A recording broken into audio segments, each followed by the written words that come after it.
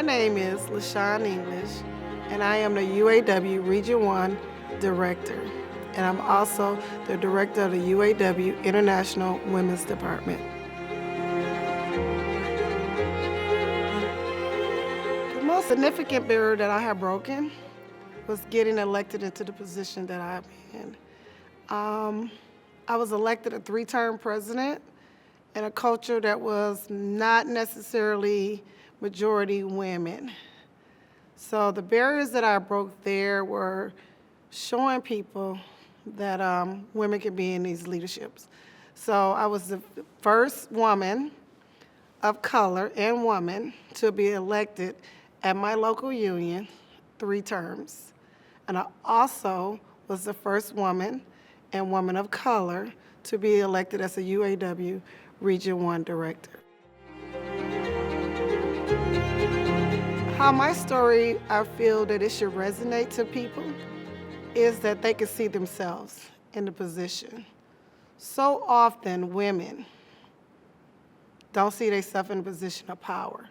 So often we see ourselves as the person who's preparing the party, getting the dishes, bringing the food, bringing the plates, just preparing everything. But we don't see ourselves as the actual person who's behind the scenes or in front of the scene making a decision. So I aspire more women to be the head of the table and making the decisions that's going to affect all women, working class, or anyone. I define my legacy, my leadership style. I define it as a person who don't leave anyone behind. My leadership is that whether a person voted for me, it didn't matter. I look at myself as them, and I feel no matter what, I have to do the right thing, because the decisions that I make can also affect me and those who come behind me. So my leadership style, I would say, is to never leave anyone left behind, to always care about your brothers and sisters. That's one of the things about the UAW. No matter, you can fight with your brothers and sisters, but at the end of the day, they are your brothers and sisters. So my job is to fight for them.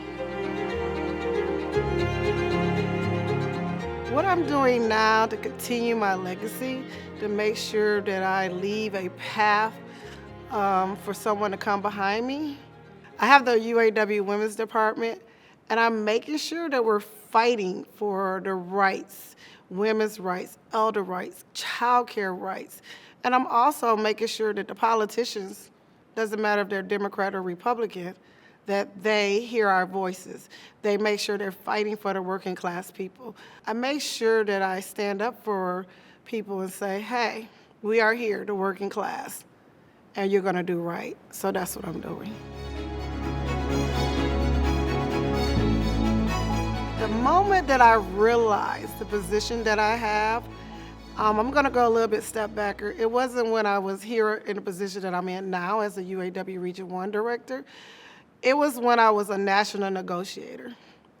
And what that means, to those who don't know, is that you're elected among your peers throughout the organization. And at Stellantis Chrysler at the time, I got elected of my peers, which consists of the leaders within the organization in their locations.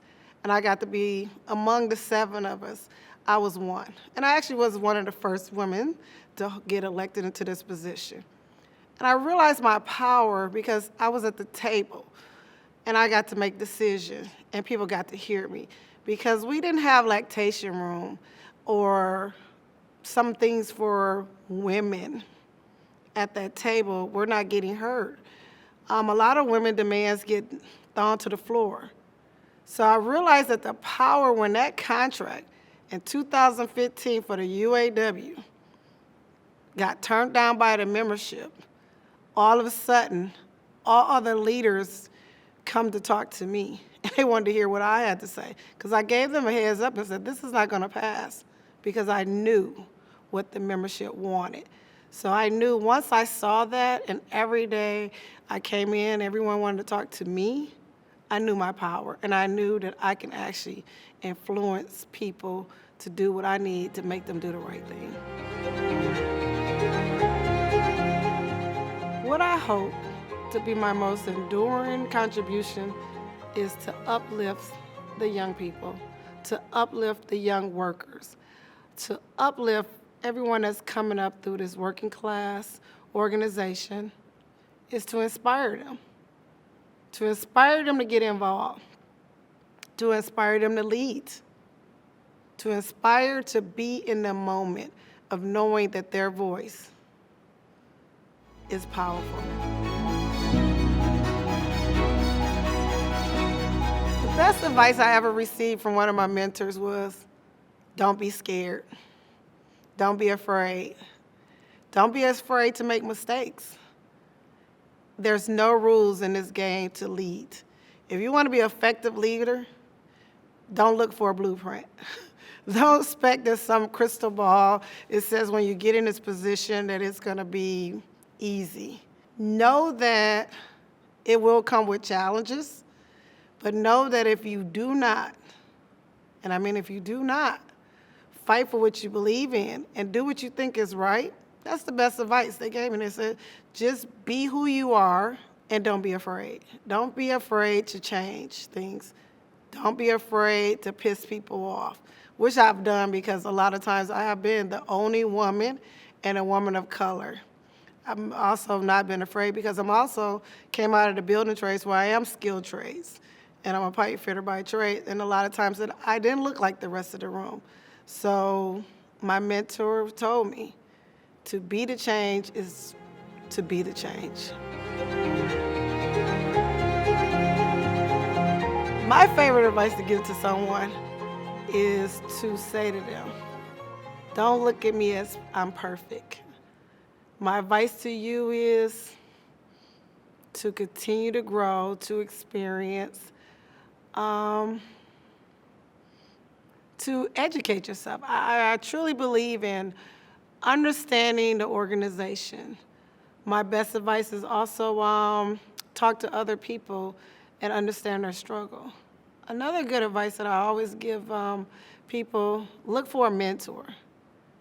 Look for someone that's been in a struggle, or maybe not, but talk to someone. That's probably the best advice I can give to someone.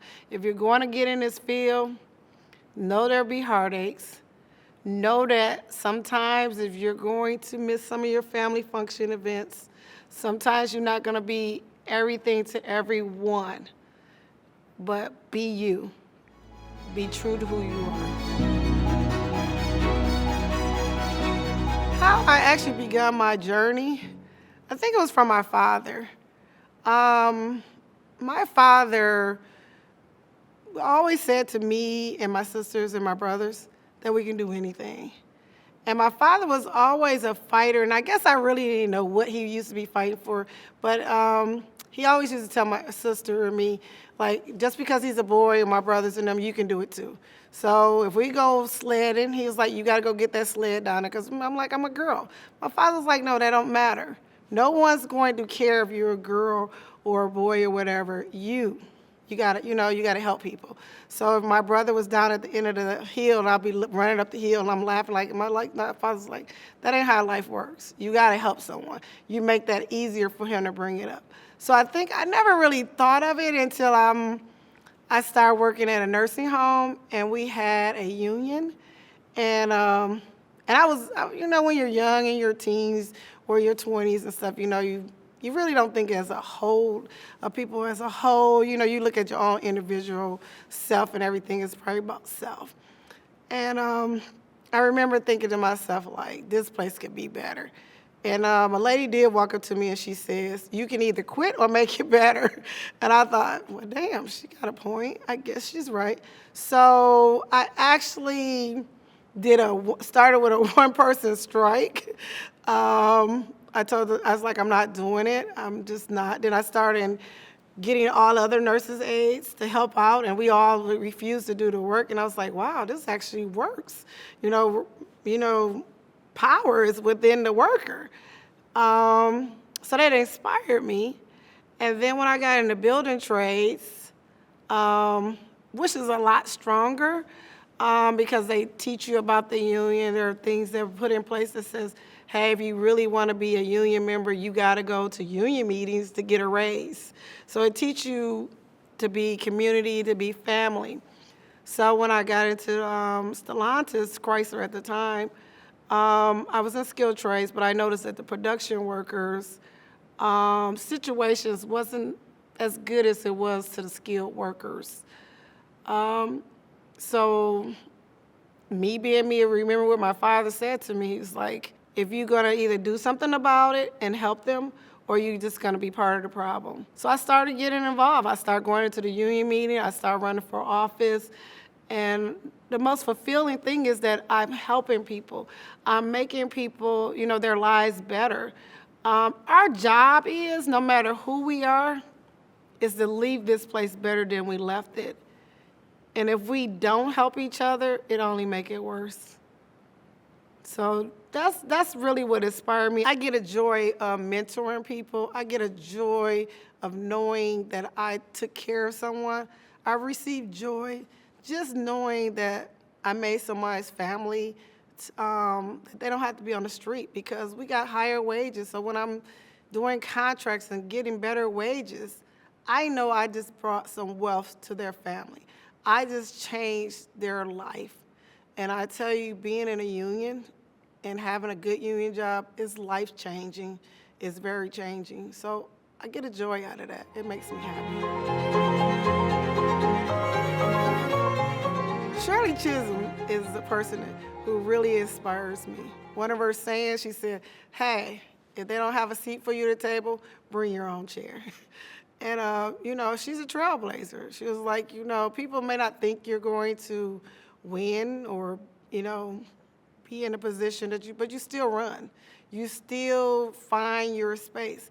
And Shirley Chisholm says, I'm going to find my space. And I love that about her, because I don't think it was about being the first.